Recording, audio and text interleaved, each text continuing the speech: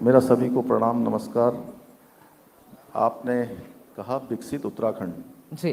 देखिए, मैं सबसे पहले तो आज अमर उजाला के इस संवाद कार्यक्रम से वाजपेयी जी भी हमारे संपादक जी और बहुत सारे ऐसे लोग, बड़े भाई हमारे, कई सारे लोग जिनके साथ हमने काम किया है, सभी सभागार में उपस्थित हैं।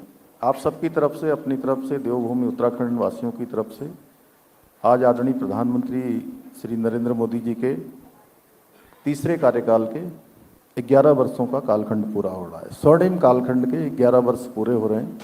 मैं विकसित भारत का संकल्प पूरे राष्ट्र के समक्ष प्रस्तुत करने वाले आदरणीय प्रधानमंत्री जी का हृदय से अभिनंदन करता हूं, उनको बधाई देता हूं। और उन्होंने जो विकसित भारत की बात करी है, विकसित भारत का जो संकल्प पूरी दुनिया के सामने, पूरे भारत के सामने रखा है, वो सबके लिए एक लक्ष्य है। और विकसित भारत तभी बनेगा जब हमारे राज्य विकसित बनेंगे, और विकसित राज्य तभी बनेंगे जब उस राज्य के सभी जनपद, सभी विकासखंड, सभी न्याय पंचायत, सभी ग्राम सभाएं, ग्राम पंचायतें विकसित होंगी। जी। तो उसको लेकर प्रधानमंत्री जी के नेतृत्व में अनेकों काम देवभूमि उत्तराखंड में, उनके नेतृत्व में 2014 के बाद अनेक काम आगे बढ़े हैं, अनेक विकास की योजनाएं आगे बढ़ी हैं। चाहे वो सड़क परिवहन का क्षेत्र हो, सड़क के क्षेत्र में पूरे राज्य के अंदर 4 धाम ऑल वेदर रोडें, भारतमाला श्रृंखला की सड़कें एक कोने से दूसरे कोने तक जोड़ने का काम हुआ है। वहीं दिल्ली से देहरादून एलिवेटेड रोड का काम हमारा बहुत तेजी से चल रहा है।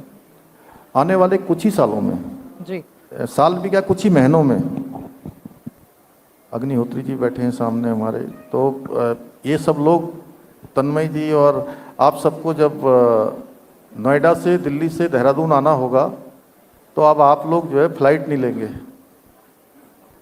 फ्लाइट कहीं बंद न हो जाए आने वाले समय में दिल्ली से देहरादून की, क्योंकि जो एलिवेटेड सड़क का काम चल रहा है जी, उसके पूरा हो जाने के बाद 2 से 2.5 घंटे में दिल्ली देहरादून की दूरी पूरी हो जाएगी। नहीं, मैं गडकरी जी से ये पूछ रही थी बस पिछले महीने ही, उन्होंने बोला और कुछ महीने दे दो, तो मैं सोच रही हूँ अब कितने महीने लगाने, क्योंकि सब वेट कर रहे हैं 2.5 घंटे में कब आएंगे हम दिल्ली से देहरादून। नहीं, कुछ ही महीनों की बात है, क्योंकि मेरठ तक जो है सड़क पूरी तरह बन चुकी है जी। और उससे मैंने खुद एक दिन ट्रायल यहाँ से, मैंने ट्रैवल किया था, यहाँ से मैं खुद गया था। इसी से जुड़ा हुआ एक सवाल हमारा भी है कि जब लोग आ जाएंगे देहरादून तो उनको कैसे व्यवस्थित करेंगे, ये सबसे बड़ा सवाल है जो हम बहुत करीब से देख रहे हैं। नहीं, ये बहुत अच्छा सवाल पूछा वाजपेयी जी ने। और चूँकि मेघा जी तो कभी कभी आती हैं, आप रोज ही यहाँ सड़कों में गुजरते हैं, और अभी आप देख रहे होंगे कि अक्सर लोग ये चर्चा करते हैं कि अभी भी यहाँ पर पूज्य महाराज जी लोग अंदर बैठे हैं इस कार्यक्रम में आने के लिए।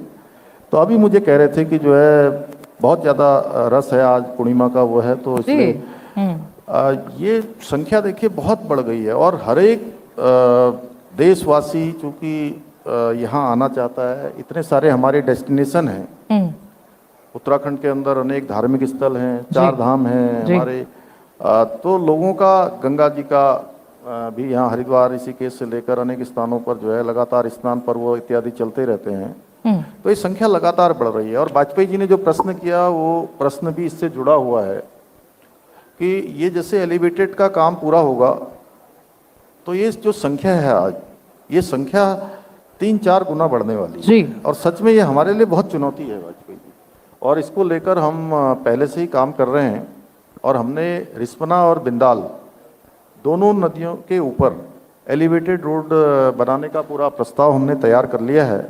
और अच्छी बात यह है कि भारत सरकार ने भी हमको इसमें जो है पूरा आश्वासन दे दिया है कि भारत सरकार भी हमको इसमें सहयोग करेगी, और उसकी हमने प्रक्रिया शुरू कर दी है। एक बात आप हमेशा, रिंग रोड जैसा उसका पूरा स्वरूप होगा 26 किलोमीटर का, जिसके कारण से जो आज ये जाम की समस्या है, या आने वाले समय में जो फुटफॉल एकदम से बढ़ने वाला है, तो वो हमारा जो है ठीक नियोजित तरीके से आगे बढ़ेगा और लोगों को परेशानी नहीं होगी।